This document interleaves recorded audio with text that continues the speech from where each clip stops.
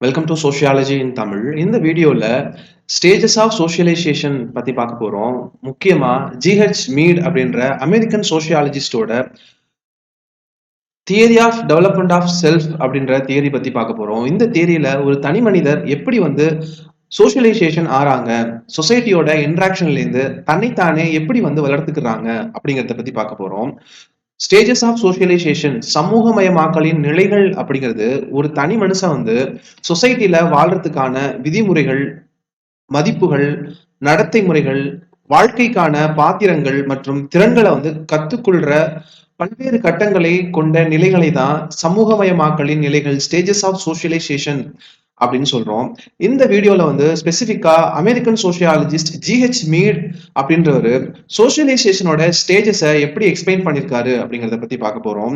GH Mead அப்படிங்கிறவர் American philosopher as well as sociologist. இவர் தான் ஃபாதர் ஆஃப் சிம்பாலிக் இன்ட்ராக்ஷனிசம் அப்படின்னு சொல்லுவோம். இந்த டேர்ம் காயின் பண்ணவர் இவருடைய ஸ்டூடெண்ட் ஹெர்பர்ட் ப்ளூமர் அப்படின்றவர். ஜிஹெச் மீட் அப்படிங்கிறவர் சுயம் அப்படிங்கிறது பர்த்ல உருவானது கிடையாது. சொசைட்டில ஒரு தனி மனிதன் பிறந்து வாழும் போதே செல்ஃப் அப்படின்ற ஒன்ன உருவாக்கிக்கிறான். இது பிறக்கும் போதே இருக்கிறது கிடையாது. சோஷியலைசேஷன் மூலமா தான் இந்த செல்ஃப் அப்படிங்கிறது உருவாகுது அப்படிங்கறத சொன்னாரு.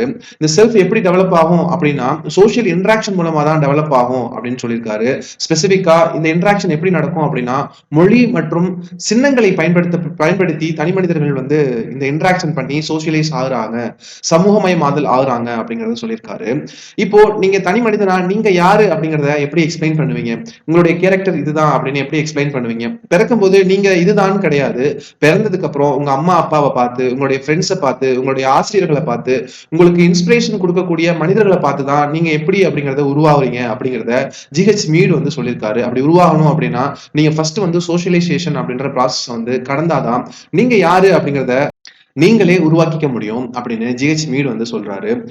இந்த theory of development of self, சுய வளர்ச்சியின் கோட்பாட்டுல இவர் சொல்ல வர்றது 3 முக்கியமான கான்செப்ட் தான். அந்த 3 முக்கியமான கான்செப்டுக்கும் ஐ அண்ட் மீ அப்படின்ற ஒரு விஷயம் ரொம்ப முக்கியமானது. நீங்க யாரு அப்படிங்கிறது சொசைட்டி எப்படி பாக்குது அப்படிங்கறத மீ அப்படின்னும், நீங்க யாரு அப்படிங்கறத ஐ அப்படின்னும் எக்ஸ்பிளைன் பண்ணிருக்காரு இந்த ஜிஹெச் மீட். நான் சொன்ன மாதிரி செல்ஃப், சுயம் அப்படிங்கிறது ஒரு சமூகத்தோட பொருள். சொசைட்டில நடந்த சோஷியலைசேஷன் மூலமா தான் நீங்க யாரு அப்படிங்கிறது நீங்களே உருவாக்கி வச்சிருக்கீங்க. இந்த டெவலப்மெண்ட் ஆஃப் செல்ஃப் அப்படிங்கிறது சோஷியல் இன்டராக்ஷன் மூலமா தான் நடக்குது. அது மட்டும் இல்லாம மத்தவங்க உங்களுடைய ரோலை பத்தி என்ன நினைக்கிறாங்க அப்படிங்கறத பொறுத்து தான் உங்களுடைய செல்ஃப் அப்படிங்கிறது அமையுது. இதுல 3 முக்கியமான நிலைகள்: இமிட்டேஷன் முதல் நிலை, இரண்டாவது பிளே ஸ்டேஜ், மூன்றாவது கேம் ஸ்டேஜ், அதாவது ஜெனரலைஸ்ட் அதர்ஸ் அப்படின்னு இங்கிலீஷ்ல சொல்லுவாங்க. முதலாவது சாயல் நிலை, நாடக நிலை, விளையாட்டு நிலை அப்படின்னு தமிழ்ல சொல்லுவோம்.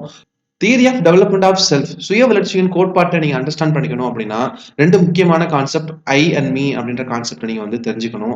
ஐ அப்படிங்கிறது நீங்க யாரு, உங்களுடைய சுயத்தின் தன்னிச்சையான கணிக்க முடியாத ஒரு படைப்பு அம்சத்தை ஐ அப்படின்னு சொல்லுவோம். இதுதான் நீங்க அப்படின்னு சொல்ல முடியாது. பிறந்ததுக்கு அப்புறம் சோஷியலைசேஷன் ஆனதுக்கு அப்புறம் ஐ அப்படின்ற கான்செப்ட், அதாவது நான் அப்படின்ற கான்செப்ட் உங்களை பொறுத்தவரையும் இது நீங்க தான் அப்படின்னு இருக்கும்.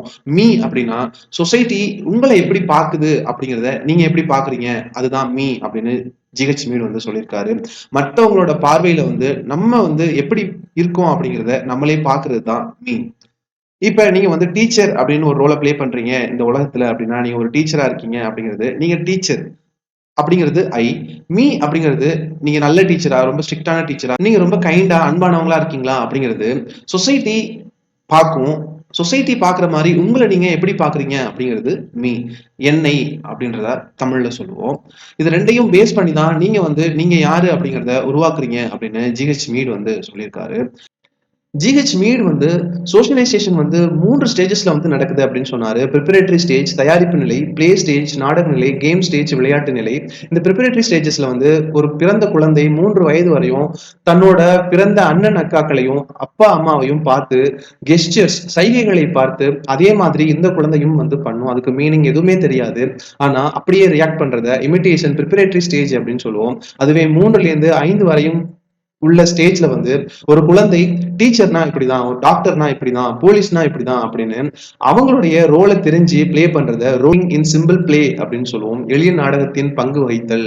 அதுவே 5 வயசுக்கு அப்புறம் தனக்கு பிடிச்ச ரோல் என்ன அப்படிங்கறது தெரிஞ்சுக்கிட்டு அந்த குழந்தைக்கு டீச்சர் தான் பிடிச்சிருக்கு அப்படின்னா டீச்சர் மாதிரியே ரியாக்ட் பண்ணி எல்லா ரோலையும் புரிஞ்சுக்கிட்டு டீச்சர் தான் பெஸ்ட் அப்படிங்கறத தெரிஞ்சுக்கிட்டு டீச்சர் மாதிரியே வந்து நடிச்சு காமிக்குது அப்படின்னா ஸ்கூல்ல இருந்த டீச்சரை அப்படியே வந்து ரியாக்ட் பண்ணுது அப்படிங்கிறது அர்த்தம். இதுதான் கேம் ஸ்டேஜ் அப்படின்னு ஜிஹெச் மீட் சொல்றாரு. இதே மாதிரி ஒவ்வொரு தனி மனிதர்களும் preparatory stage, play stage and game stage அப்படின்ற நிலையை வந்து அடைகிறாங்க. இந்த கேம் ஸ்டேஜ் வந்து ஜெனரலைஸ்டு அதர்ஸ் அப்படின்னு சொல்லுவாரு. பொதுவான பாத்திரங்களை புரிந்து கொள்ளுதல் அப்படின்னு சொல்லுவாரு. இதுல எல்லா கதாபாத்திரத்தையும் தெரிஞ்சுக்கிட்டு டீச்சர் அப்படின்ற பாத்திரத்தை எடுத்து ஒரு குழந்தை வந்து பிளே பண்ணுதுன்னா அதுதான் கேம் ஸ்டேஜ். இந்த தியரிய ஜிஹெச் மீட் அப்படின்றவரு மைண்ட், செல்ஃப் அண்ட் சொசைட்டி அப்படின்ற புத்தகத்துல வந்து ஜிஹெச் மீட் வந்து வெளியிட்டாரு. இந்த முக்கியமான புத்தகம் வந்து 1934 வந்து இவர் இறந்ததுக்கு அப்புறம் வந்து வெளியிடப்பட்டது. இந்த புத்தகத்துல தான் ஜிஹெச் மீடோட அதிகபட்ச கான்செப்ட் வந்து எக்ஸ்பிளைன் செய்யப்பட்டது அப்படிங்கிறதும் குறிப்பிடத்தக்கது. இந்த வீடியோ உங்களுக்கு ரொம்ப யூஸ்ஃபுல்லா இருக்கும் அப்படின்னு நம்புறேன். இதே மாதிரி முக்கியமான கான்செப்ட்ஸ் நீங்க தெரிஞ்சுக்கணும் அப்படின்னா make sure you subscribe to Sociology in Tamil YouTube channel. I'll be uploading lot of videos on sociology. Thank you for watching. This is Mohammed signing off.